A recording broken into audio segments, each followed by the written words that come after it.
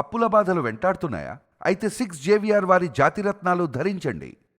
ఇయాలో మానుకోటలో జరిగిన సంఘటన ఏంది? ఏం కేటీఆర్ లుచ్చానా కొడుక, ఇది గుర్తు పెట్టుకో నువ్వు. మానుకోటలో జగన్తోని ఇదే మాజీ ముఖ్యమంత్రి జగన్మోహన్ రెడ్డి మానుకోటకు పోతే ఇదే కవిష్కి రెడ్డి వాడిని ఇయ్యాల నీ పక్కన పెట్టుకున్నావు. లుచ్చానా కొడుక, నువ్వు లుచ్చావా? ఎవడు లుచ్చానో ప్రజలు చేస్తారో. ఇవాళ కవిష్కి రెడ్డి అంటాడు ఎవడో జగన్మోహన్ రెడ్డి పక్కలు ఉన్నాడో. ఆ రోజు మానుకోటలో తుపాకులు పట్టుకొని తెలంగాణ ఉద్యమకారుల మీద తుపాకుల కాల్పులు జరిపిన వాళ్ళు, దాడులు చేసిన తెలంగాణ ఉద్యమకారులను 11 మంది వరంగల్ హాస్పిటల్లో సావు బతుకుల మధ్యలో ఉన్న విషయాన్ని గుర్తు చేస్తున్నా నీకు. అలాంటి జగన్మోహన్ రెడ్డిని మీరు ఆంధ్ర నుంచి ఇంటికి తెప్పించుకొని భోజనాన్ని పెట్టుకొని కూర్చొని లోపకారి ఒప్పందాలు చేసుకున్నారు. అది తెలంగాణ ప్రజలు మర్చిపోతారనుకుంటున్నావా? అదే మానుకోటలో తుపాకీ పట్టినప్పుడు కౌశిక్ రెడ్డి గారిని నువ్వు టికెట్ ఇచ్చి హుజురాబాద్లో గెలిపించుకొని అసెంబ్లీలో పక్కకు కూర్చుండబెట్టుకున్నావు. తెలంగాణ ఉద్యమకారుల మీద కాల్పులు జరిపాడు కౌశిక్ రెడ్డి అన్నట్టు. ఇది వాస్తవం కాదా? వాడిని నువ్వు పక్కన పెట్టుకొని ఇలా రాజకీయాలు చేస్తున్నావు. ఇలా శ్రీనివాస్ యాదవ్ అయినట్టయినా తెలంగాణ నాకు అవసరం లేదు, తెలంగాణ అనవలసిన అవసరం కర్మ లేదు అని చెప్పినటువంటి తెలంగాణకు వ్యతిరేకంగా మాట్లాడినటువంటి శ్రీనివాస్ యాదవ్ను నీ క్యాబినెట్లో పెట్టుకున్నావు. లుచ్చానా కొడుకు అంతా మీరు లుచ్చ పనులు చేసి మా రేవంత్ రెడ్డి గారిని మాట్లాడమేంటి? ఇదంతా నాకు చరిత్ర తెలియదా? తెలంగాణ ఉద్యమకారుణ్ణి నేను, తెలంగాణ ప్రజాసంఘ చైర్మన్గా తెలంగాణలో కీలక పత్రం వహించాను అన్నాడు నువ్వు. ఆనాడు అర్ధరాత్రి 2012 డిసెంబర్ 24 తారీఖు నాడు జగన్మోహన్ రెడ్డి ఇంటికి అర్ధరాత్రి 12 గంటలకు కేసీఆర్ వై మాట్లాడలేదా? ఒక దిక్కు మేము ఉద్యమాలు చేస్తున్నాం, ఒక దిక్కు మేము ఉద్యమాలు చేస్తుంటే 2012 అప్పుడు తెలంగాణ ఉద్యమం శ్రీకాంతాచారి చనిపోయాడు. అప్పుడు చాలా మంది బిడ్డలు ఉద్యమకారులు విద్యార్థులు చనిపోతుంటే ఇదే కేసీఆర్ 2012 డిసెంబర్ 24 తారీఖు నాడు అర్ధరాత్రి 12 గంటలకు జగన్మోహన్ రెడ్డి ఇంటికి పోయి తెల్లవారి 4 గంటల దాకా మాట్లాడలేదా? ఆనాటి ఒప్పందాలు ఏంటి? ఇవన్నీ మాకు తెలియదనుకుంటున్నావా? మొత్తం బయట పెడతా నా కొడుక. మీరు చేసిన సంఘటనలు ఏం తమాషాలు చేస్తున్నారా? ఆనాడు రామోజీరావు గారిని మీరు ఏమన్నారో, ఆనాడు రామోజీరావు గారిని లక్ష నాగాలను పెడతారని చెప్పి పాపం రామోజీరావు గారిని బ్లాక్మెయిల్ చేసి ఆయన దగ్గర ఆనాడే మీరు ప్రతి సంవత్సరం 50 కోట్లు ఇవ్వాలని డిమాండ్ చేసి వసూలు చేసుకున్నది వాస్తవం కాదా? 2014లో మీరు ఎన్నికలు పోయేటప్పుడు రామోజీరావు గారిని బెదిరించి, లేకుంటే మేము అధికారంలోకి రాగానే లక్ష నాగాలను పెడతారని బెదిరించి 200 కోట్లు మీరు ఎన్నికల ఖర్చులు తీసుకున్నది వాస్తవం కాదా? అరే లుచ్చానా కొడుకులారా, మీరు లుచ్చ పనులు చేసి మా ముఖ్యమంత్రి రేవంత్ రెడ్డి గారిని మాట్లాడడం ఎక్కడిదే? నీ కథ ఇంకా ముందుంది.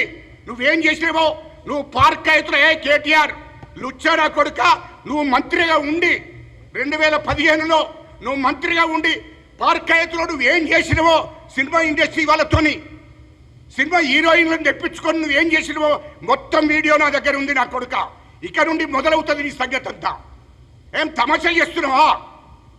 నువ్వు ఎక్కడ ఏం చేసినావో నాకు తెలియదు అనుకుంటు నీ మొత్తం నీ చరిత్రంతా బయటపడతా. నువ్వు చిల్లర నా కొడుకువు. సినిమా హీరోయిన్ పేరుని చెప్పదలుచుకోలేదు, ఎందుకంటే వాళ్ళని అవమానపరచడం నాకు ఇష్టం లేదు. ఒక సినిమా హీరోయిన్ని బెదిరించి 2015లో ఒక మంత్రి హోదాలో బెదిరించి పార్కాయతుకు 420 రూమ్ నెంబర్కి తెప్పించుకున్నది వాస్తవం కాదా? సారీ 820 రూమ్ నెంబరు ఆ షూట్లకు తెప్పించుకున్నది వాస్తవం కాదా? నీ వీడియోలు మొత్తం ఉన్నాయి నా కొడుక. మొత్తం బజార్ పాలు చేస్తే నా కొడుక. నువ్వు కాంగ్రెస్ పార్టీ మాట్లాడతావు. తెలంగాణ దేశానికి స్వతంత్రం తీసుకొచ్చిన కాంగ్రెస్ పార్టీ, ఈ తెలంగాణ ఇచ్చిన మా సోనియా గాంధీ పార్టీది. మా ముఖ్యమంత్రి గారిని ఇష్టం వచ్చినట్టు మాట్లాడుతున్నా రండా కొడుక. నువ్వు పార్కాయతులు ఏం చేసినావు? మంత్రి హోదాలో మొత్తం వీడియో ఉంది. ఆమె మొత్తం మాకు 4 రోజులకే చెప్పింది నీ కథంతా. నన్ను బెదిరిస్తున్నాడు, నన్ను లొంగ తీసుకున్నాడు. ఒక హీరోయిన్ పాపం కొత్తగా వచ్చినప్పుడు ఆమె నువ్వు ఏమని పిలిపించుకున్నావు? దానికి వాడు వాళ్ళు లుచ్చానా కొడుకు, వాడు ఆరుమూరు ఎమ్మెల్యే వాడు నీకు తీసుకొచ్చింది వాస్తవం కాదా? వాడిని కార్లు ఎక్కించుకొచ్చింది వాస్తవం కాదా? పార్కాయత్కు మాట్లాడతామేంది రాబాయ్? చెప్పు నీ సంగతి. ఇది వాస్తవం కాదా? 6 ఎమ్మెల్యే అయినటోడు వాని కారులో ఎక్కించుకొని పార్కైతులో దించి ఆ షూట్కు పంపించింది వాస్తవం కాదా? ఏందిరా అధికారాన్ని అడ్డం పెట్టుకొని సినిమా హీరోయిన్లనే వదలలే నువ్వు, ప్రతి ఆడపిల్లను వదలలే నువ్వు. నీ సంగతి మొత్తం చరిత్ర అంతా నా దగ్గర ఉంది నా కొడుక, మొత్తం నేను తీసుకున్నాను. 2018లో నువ్వు ఎక్కడికి పోయినావో సినిమా హీరోయిన్ తీసుకొని ఎక్కడికి పోయి నువ్వేం బెదిరించినావో మొత్తం ఎట్లా లొంగ తీసుకున్నావు నాకు తెలియదా? 2021లో ఒక హీరోయిన్ని పట్టుకొని నువ్వు ఎక్కడికి పోయినావో మొత్తం నా దగ్గర ఉందిరా నాకు చరిత్ర. నువ్వు మొత్తం నీ చరిత్ర అంతా మా దగ్గర ఉంది. ఎందుకు తొందరపడుతున్నావు? డేట్తో యుక్తంగా, నేను మాటల ఆరోపణలు కాదు, డేట్తో యుక్తంగా చెప్తాను. ఇది వాస్తవం కాకపోతే చెప్పు, బయటికి రా. నా కొడుక నువ్వేం తమాషా చేస్తున్నావు ఇష్టం వచ్చినట్టు? రాష్ట్రాన్ని దోసుకుడు గాక ఇక్కడ రాష్ట్రంలో ఉన్నట్టు పాపం హీరోయిన్లు ఆడపిల్లలను కూడా నువ్వు లొంగ తీసుకున్నావు నా కొడుక. బ్లాక్మెయిల్ చేసి బెదిరించి, ఒక్కటి కాదు 2 కాదు, నీ గురించి చెప్తే మీడియా ముందట ఏం తమాషా చేస్తున్నావా? ఇవాళ ఫోన్ ట్యాపింగ్ చేసి ఎంతమందిని మోసం చేసిండ్రా? వాడు ప్రభాకర్ గారిని కుటుంబాన్ని చట్టపరమైన చర్య తీసుకుంటుందని ఓపిక పడుతున్నాం. తెలంగాణ ఉద్యమకారులం, తెలంగాణ ప్రజలము. చట్టం పని చట్టం చేసుకుంటూ పోతుంది. చట్టానికి సహకరించకపోతే ప్రభాకర్ వాని గ్రూపు చట్టం పని చట్టం చేసుకుంటూ పోతుందనే ఉరుక్కుంటున్నాం ఇప్పటిదాకా. ఇవాళ మా కాంగ్రెస్ పార్టీ 650 మంది నాయకులది ఫోన్ టాపింగ్ చేస్తారు, బీజేపీ వాళ్ళది ఫోన్ టాపింగ్ చేస్తారు, సిపిఐలది ఫోన్ టాపింగ్ చేస్తారు, తెలుగుదేశం వాళ్ళది ఫోన్ టాపింగ్ చేస్తారు, ఆఖరికైతే చెరిమిల గారిది కూడా ఫోన్ టాపింగ్ చేస్తారు, బిజినెస్ వాళ్ళది ఫోన్ టాపింగ్ చేస్తారు, అది కాంట్రాక్ట్ అనేది ఫోన్ టాపింగ్ చేస్తారు, బిల్డర్ అనేది ఫోన్ టాపింగ్ చేస్తారు. ఒక్కొక్క బిల్డర్ దగ్గర మీరు బ్లాక్మెయిల్ చేసుకుంటే ఎంత డబ్బు వసూలు చేయలేదురా మాకు తెలియదా? కాంట్రాక్టర్ల దగ్గర మొత్తం లిస్ట్ ఉన్నది నా దగ్గర. హీరోయిన్లను వాళ్ళ ప్రతి హీరోయిన్ది ఫోన్ ట్యాపింగ్ చేశారు. ఫోన్ ట్యాపింగ్ చేసి వాళ్ళతో మాట్లాడుకుంటూ వాళ్ళకు సొంతగా పర్సనల్గా మాట్లాడుకునే మాటలు కూడా విని వాళ్ళను బ్లాక్మెయిల్ చేశావు. ఇది వాస్తవం కాదా? జ్యువెలర్ షాపులను బెదిరించి ఒక్కొక్కరి దగ్గర 300 కోట్లు 500 కోట్లు వసూలు చేసింది మొత్తం లిస్ట్ ఉన్నది నా కొడుక. అది ఒక్కొక్క రోజు ఒక్కొక్కటి బయట పెడతాను. ఇది మొత్తం నీ చరిత్ర అంతా ఉంది. ఏం తమాషా చేస్తున్నావు?